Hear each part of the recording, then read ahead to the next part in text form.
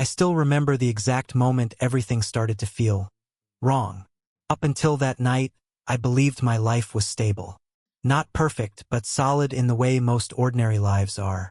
My name is Daniel Carter. I'm 38 years old. I work as a financial analyst, and until recently I thought my marriage was one of the few things in my life that never needed questioning. Rachel and I had been married for 9 years. We met in our late 20s, back when everything still felt simple. She was smart, ambitious, and had this calm confidence that made people naturally trust her. I remember thinking back then that she had a way of making every room feel a little more organized just by walking into it. Together we built what most people would probably call a good life. We had a small house in a quiet suburb, the kind of place where neighbors wave when you drive by and kids still ride bikes in the evenings. Our daughter Maya was 7 years old, energetic, curious, and somehow always asking questions that made me realize how little I actually understood about the world. Most evenings followed the same comfortable routine. I would get home around 6. Rachel usually arrived a little later from her office downtown, and Maya would run to the door like I'd been gone for months instead of 8 hours. Dinner, homework, maybe a movie or a board game, and then bedtime negotiations that always lasted longer than they should have. It wasn't exciting, but it was safe. And for years, I never doubted that safety. Looking back now, I realize something uncomfortable about routines. They make it easy to miss the small things, the tiny changes that slowly build into something bigger. At the time, though, everything felt normal. Until that Tuesday night. It was early October.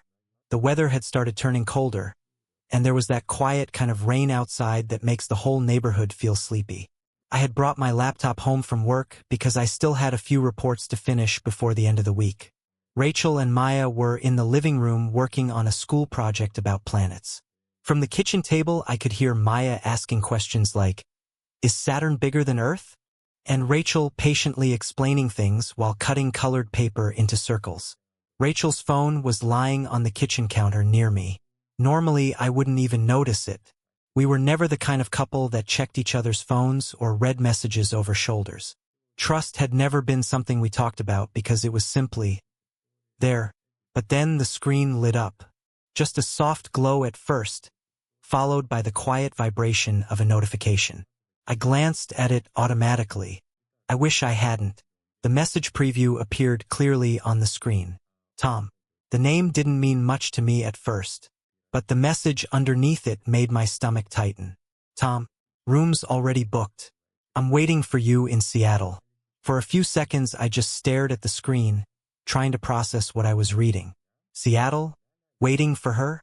My first instinct wasn't anger. It was confusion. Maybe I misunderstood something. Maybe it was related to work. Rachel worked in marketing and occasionally traveled for conferences. Seattle wasn't impossible. Still, the wording felt strange. Rooms already booked. The sentence repeated in my head in a way that made it sound worse every time I thought about it. I heard Rachel laughing softly in the living room while Maya argued about whether Jupiter had rings. Their voices sounded so normal that the message on the phone felt like it belonged to a completely different world. I told myself to ignore it, but the thought wouldn't leave. A minute later, Rachel walked into the kitchen to grab scissors from the drawer. She looked completely relaxed, wearing one of those oversized sweaters she liked to steal from my side of the closet. I nodded toward the phone. "Hey," I said casually. "You got a message." She glanced at the screen, and for just a split second, something changed in her face. It was subtle. If I hadn't been looking directly at her, I probably would have missed it. A flicker. Then it was gone. "Oh," she said, picking up the phone. "That's Tom." I leaned back slightly in my chair. "Tom?" "Yeah," she replied easily. "An old friend from college." She unlocked the phone quickly, her thumb moving across the screen. Something about the way she did it felt practiced. "What's he talking about?" I asked. "Seattle." Rachel gave a small shrug, like the question barely mattered. "It's nothing weird," she said. "He's helping me with a project." "A project that involves booking rooms?" She smiled at that, almost amused. "Dan," she said gently. "Not everything sounds the way it reads in a message preview." I frowned slightly. "Okay, But what does it mean? She leaned against the counter, folding her arms. My company is considering launching a consulting partnership, she explained. Tom works in that industry now. He's based in Seattle, so we might meet there for a conference next month. Then why does the message say he's waiting for you? Rachel laughed softly. Because Tom has always been terrible at texting. She stepped closer and touched my shoulder. You've been working way too much lately, she added. You're starting to read mystery novels into completely normal situations. The way she said it made me feel strangely embarrassed, like I had just accused her of something ridiculous. I didn't mean it like that, I said quickly. I know, she replied with a reassuring smile, but her next sentence stuck with me. You've just been a little suspicious lately. Suspicious. I hadn't even realized that's how it sounded. Rachel leaned down and kissed my cheek before heading back to the living room. Relax, Dan, she called over her shoulder. Everything's fine. And somehow, the conversation ended with me apologizing. I actually told her I was sorry for questioning the message. She accepted the apology easily, like it was the most natural thing in the world. The rest of the evening went on normally. Dinner, homework, Maya negotiating for 5 extra minutes before bed. Rachel acted exactly the same as she always did. Calm, comfortable, completely normal. But later that night, when the house was finally quiet and we were lying in bed with the lights off, I couldn't fall asleep. The message kept replaying in my mind. Not just the words, but Rachel's reaction. The way she had turned the conversation around so quickly. The way I had ended up feeling guilty. And as I stared at the dark ceiling, a small thought slowly formed in the back of my mind. Maybe the message itself wasn't the real warning sign. Maybe the real warning sign was how easily Rachel made me believe I was the one imagining things. I tried to convince myself that the message didn't mean anything. That night, I eventually fell asleep, and by morning everything looked normal again. Rachel was already in the kitchen making coffee when I came downstairs. Maya was sitting at the table with a bowl of cereal, talking about a science test she had later that day. Rachel smiled at me like she always did. Morning, she said. Nothing about her behavior suggested that anything unusual had happened the night before. She poured me coffee, asked about my schedule, reminded Maya to pack her homework folder. It was such a perfectly ordinary morning that part of me started to feel embarrassed for even thinking about that message. Maybe she was right. Maybe I had just misread the situation. Life moved forward. Work was busy that week, and I spent long hours at the office preparing financial forecasts for a new client. Most evenings I came home tired, thinking more about spreadsheets than about anything else. Still, something had changed in the back of my mind. It wasn't a clear suspicion. It was more like a quiet question that refused to disappear. And once that question was there, I started noticing things. At first, they seemed too small to matter. Rachel had always worked hard, but over the next few weeks she began staying late at the office more often. Some nights she didn't get home until after 9. When I asked about it, she explained that her company was preparing a big campaign and everyone was putting in extra hours. That made sense. Marketing deadlines can be brutal, but it started happening 3 or 4 nights a week. Sometimes she came home looking exhausted, dropping her bag near the door and heading straight for the shower. Other times she seemed unusually energized, like she had just come from something exciting rather than a long day at work. The inconsistency was subtle, but I noticed it. Then there was her phone. For years Rachel never cared where she left it. Sometimes it sat on the kitchen counter for hours. Sometimes Maya used it to play games while we made dinner. One evening, about 2 weeks after the Seattle message, I picked it up to check the weather while cooking. The screen lit up with a password prompt. I stared at it for a moment, confused. Rachel had never locked her phone before. When she walked into the kitchen, I asked about it casually. "Oh, that," she said. "The company updated our security policy. They want everyone to use passwords now." The explanation sounded reasonable. Still, something about it bothered me. It wasn't just that the phone had a password. It was how quickly Rachel took it from my hand when she noticed I was holding it. Not aggressively, just carefully, like she didn't want me looking at it longer than necessary. Another thing changed too. Her trips. Rachel occasionally traveled for work, but those trips used to be planned weeks in advance. She would tell me about them early, we'd coordinate childcare for Maya, and everything felt organized. Now the trips seemed to appear suddenly. One Friday evening she mentioned she needed to fly to Denver the following Monday for a short meeting. Just overnight, she said while packing her laptop bag. Nothing major. I was surprised she hadn't mentioned it earlier. Oh, it came up last minute, she explained. That explanation became strangely common. Last minute meeting, last minute trip, last minute dinner with colleagues. Each individual event sounded completely reasonable. But when I started thinking about them together, they formed a pattern I couldn't ignore. And then there was Tom. I never brought him up directly again after that first conversation. But once his name existed in my mind, I started noticing Rachel's reactions to it. One evening, we were watching a movie when a character named Tom appeared on screen. Rachel shifted slightly on the couch. It was subtle enough that I almost convinced myself I imagined it. A few days later, Maya mentioned a boy in her class named Tommy. Rachel paused while washing dishes. Just for a second. Again, it was the smallest possible reaction. But those small reactions began stacking up in my memory. The strangest part was that Rachel herself never acted defensive. If anything, she seemed completely relaxed. She laughed with Maya, planned weekend activities, and talked about work like everything was normal. That calmness made it harder for me to trust my instincts. Every time a new detail bothered me, another voice inside my head said the same thing. You're overthinking. You're imagining patterns that aren't there. One night I was sitting in the living room helping Maya with her math homework when Rachel walked in from work around 10. She looked tired but cheerful. Long day? I asked. She nodded, dropping her bag near the couch. Meetings all afternoon, she said. My brain feels like soup. She leaned down and kissed Maya on the head. Then she disappeared into the bedroom to change. A few minutes later, I walked past the hallway and saw something that made me stop. Rachel was sitting on the edge of the bed, holding her phone, smiling. Not the polite smile she used with coworkers. A different one. Soft, private. The moment she noticed me standing in the doorway, the smile disappeared. What? She asked. Nothing, I said quickly. She locked the phone and set it face down on the nightstand. That moment stayed with me longer than anything else. Because for the first time, I felt something stronger than confusion. I felt the beginning of a pattern.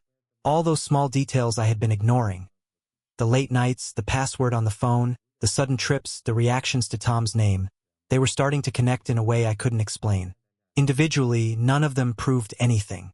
But together they created a quiet, growing feeling that something in my life had shifted. And the worst part was this. I still didn't have a single piece of real evidence.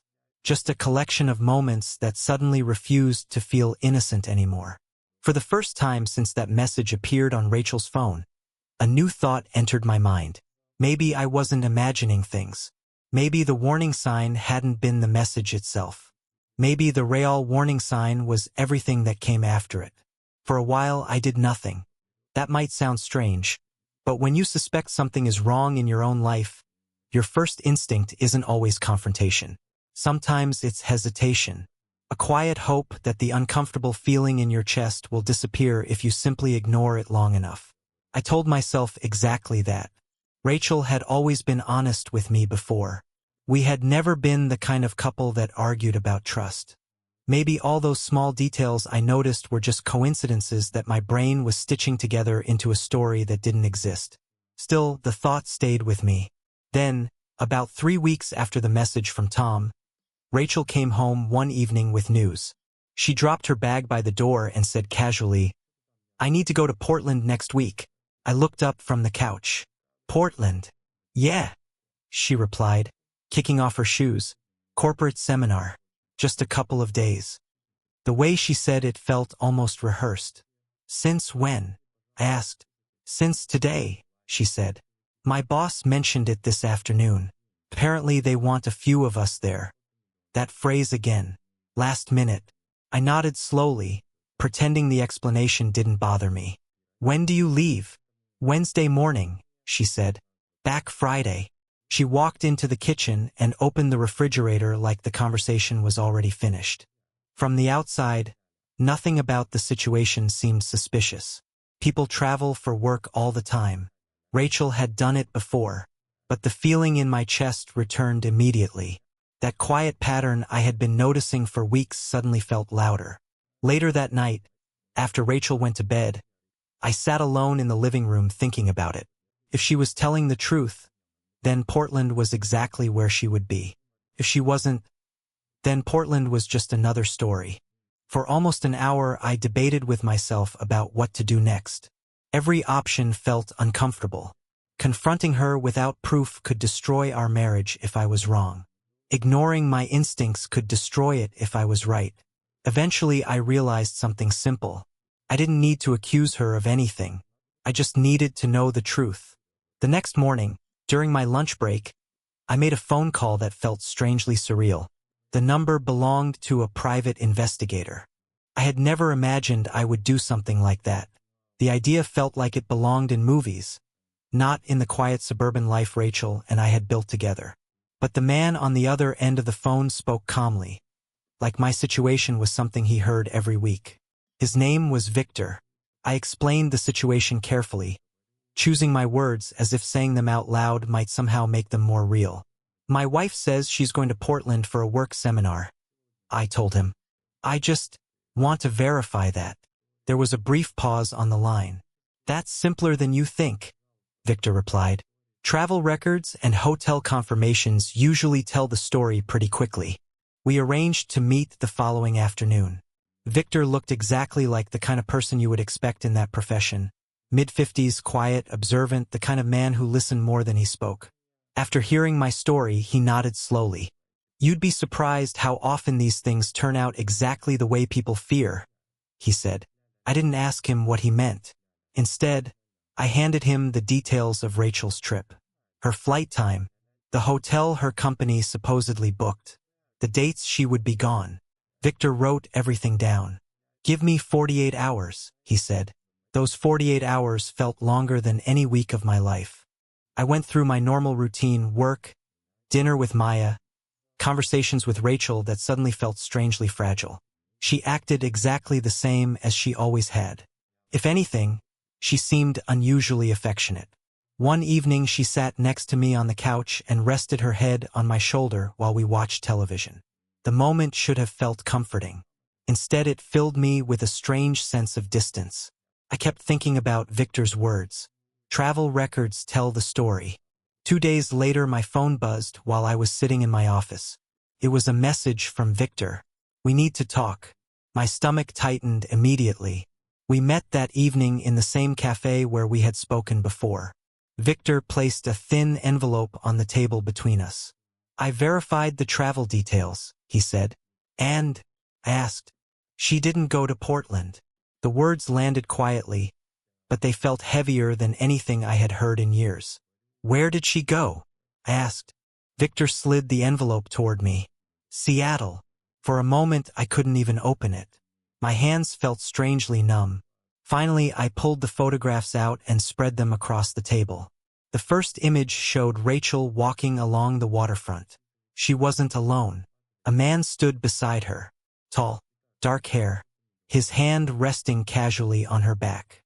The next photograph showed them sitting together at an expensive restaurant. Candlelight reflected off the table between them while they leaned toward each other in conversation. But the third image was the one that made my chest feel hollow. Rachel and the man were walking down the street, holding hands. Victor watched me carefully as I stared at the photos. That's Tom, he said quietly. I didn't answer. Instead, I picked up the final item inside the envelope.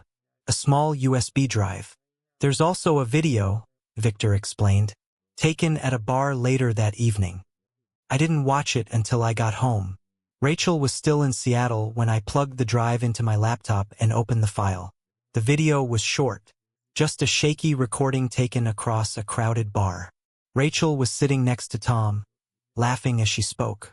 The sound wasn't perfectly clear, but one sentence cut through the background noise with painful clarity.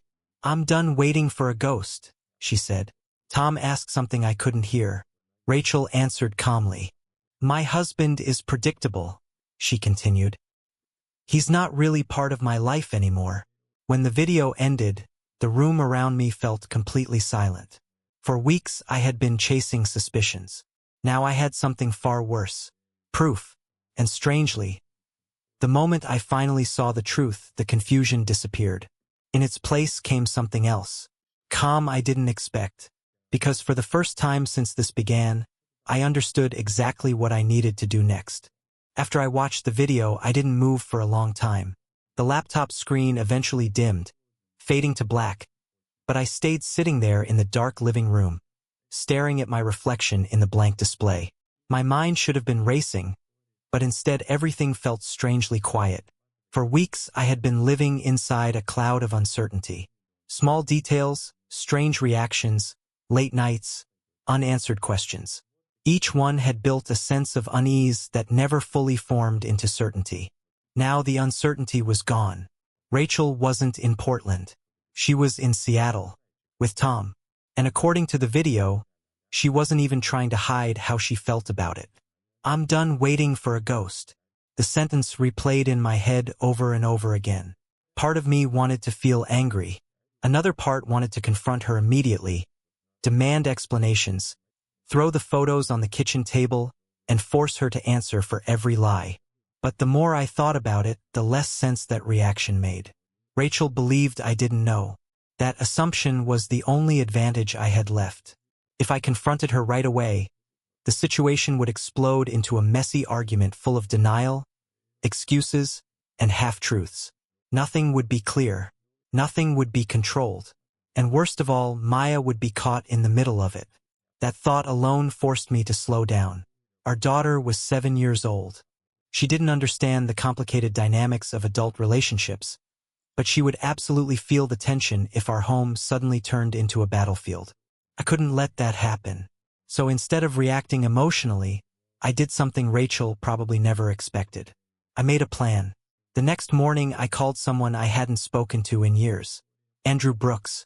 Andrew and I had gone to college together before our careers took us in different directions.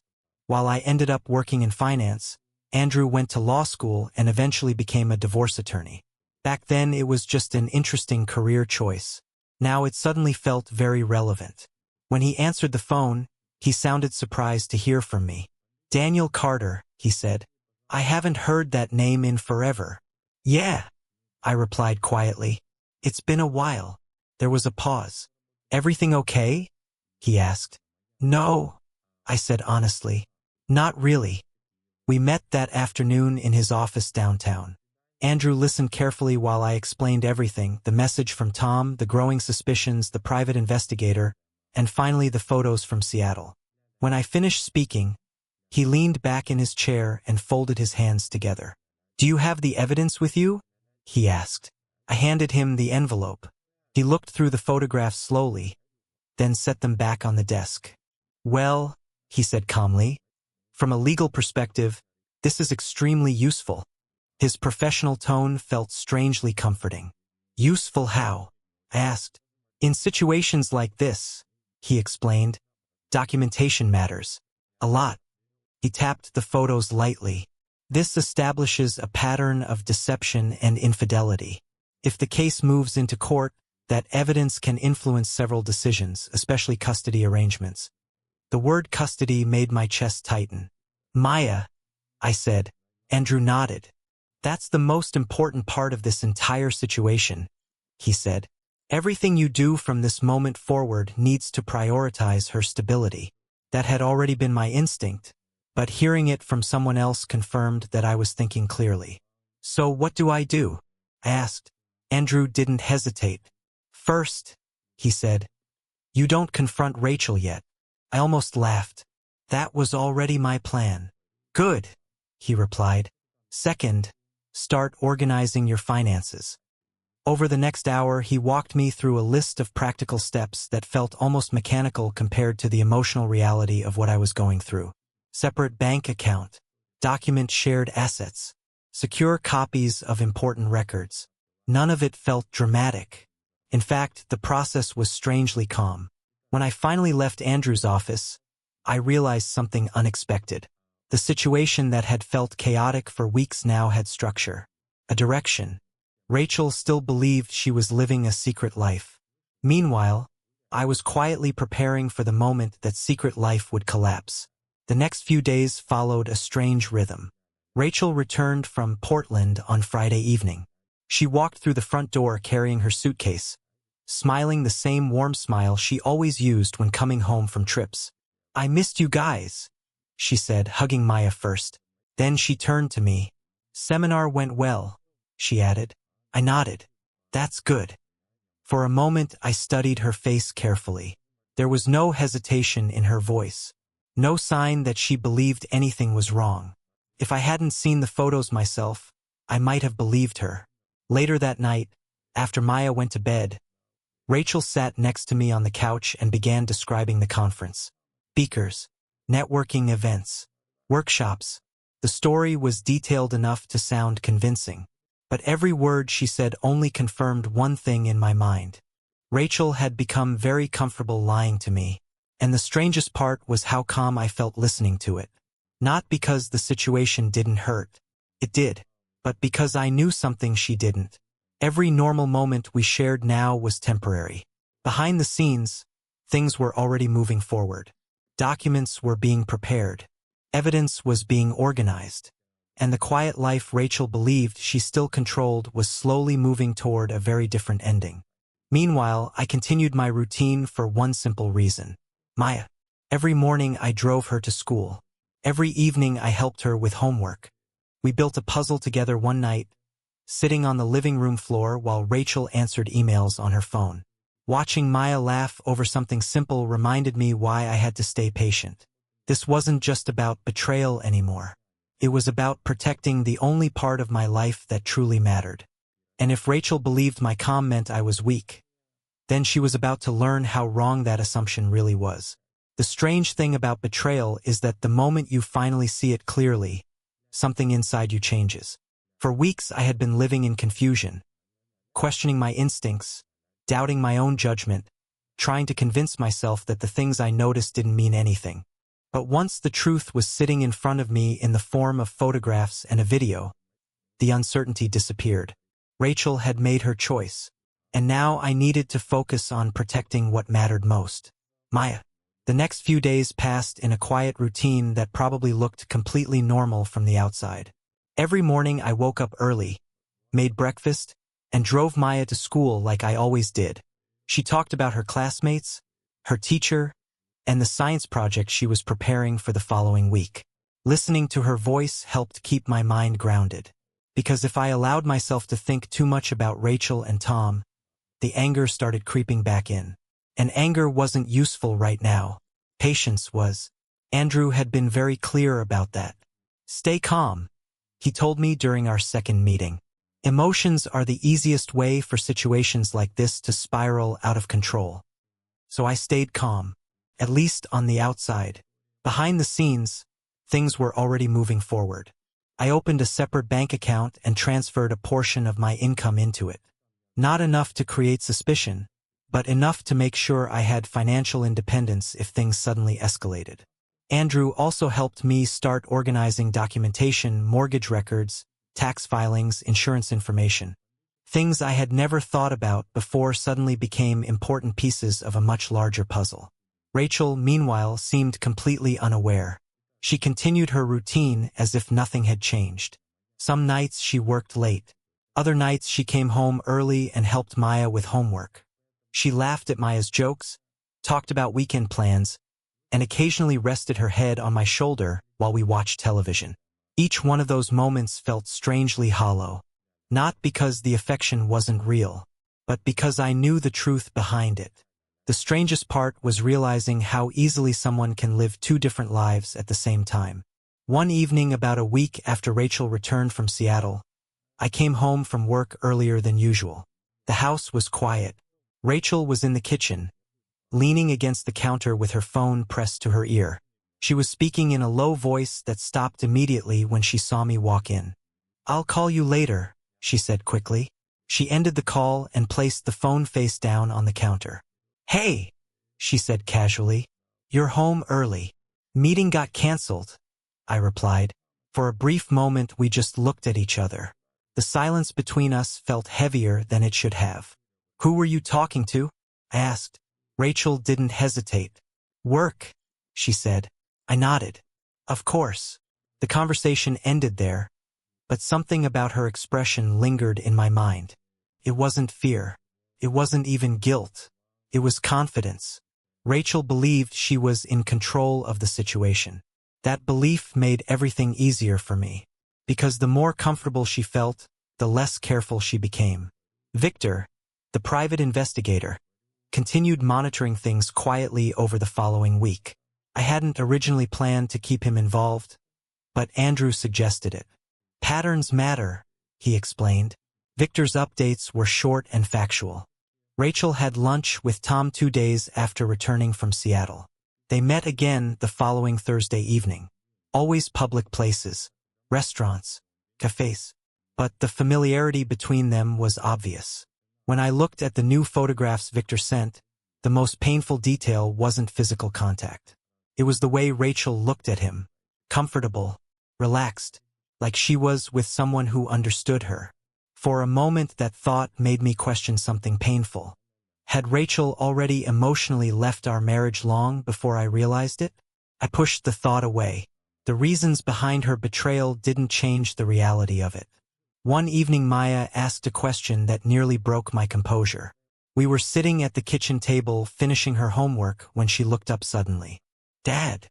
"Yeah. Are you and Mom okay?" The question caught me completely off guard. "What do you mean?" I asked carefully. She shrugged. "I don't know. You both seem quiet. Kids notice more than adults think." I forced a small smile. "Everything's fine," I said gently. She studied my face for a moment, then nodded. "Okay." But after she went to bed that night, I sat alone in the living room thinking about that conversation for a long time. This situation couldn't drag on forever. Eventually the truth would come out. The only question was when. Andrew called me the next morning. "I've finished preparing the paperwork," he said. "Divorce papers, custody request, financial separation documents. Everything ready. When do you want to move forward?" he asked. I stared out the window of my office while I thought about it. For weeks I had been waiting, gathering information, preparing carefully. But there was one final detail that still needed to be addressed. Tom. During Victor's investigation, we had discovered something interesting about him. He wasn't single. He was married. His wife's name was Olivia Grant. And according to Victor, she wasn't just anyone. She owned a rapidly growing technology company based in San Francisco. The kind of company that put people in headlines. At first, I wasn't sure what to do with that information. Then Andrew made a suggestion. "Sometimes," he said calmly, "the truth deserves to reach everyone involved." So instead of confronting Rachel immediately, I decided to take one more step. I contacted Olivia Grant. I sent her a short message requesting a private conversation. And attached to that message were several photographs from Seattle. Within 24 hours, she replied. Her response was only one sentence long. "We need to talk." Olivia Grant called me the same evening. Her voice was calm, but there was steel underneath it. She had already looked at the photos. I expected shock or anger, but instead she asked precise questions. Dates, locations, how long I believed the affair had been happening. When I finished explaining everything, there was a long pause. Finally she said quietly, "Thank you for telling me the truth. Now I know exactly what needs to happen next." Over the next few weeks, everything moved quickly. Olivia began her own investigation and prepared legal action against Tom. Meanwhile, Andrew filed the divorce papers. When Rachel came home one evening, the documents were already waiting on the table. She looked at them, then at me, realizing for the first time that I knew everything. The calm she had relied on for months vanished instantly. And in that moment, our quiet life finally collapsed into the truth she had tried to hide.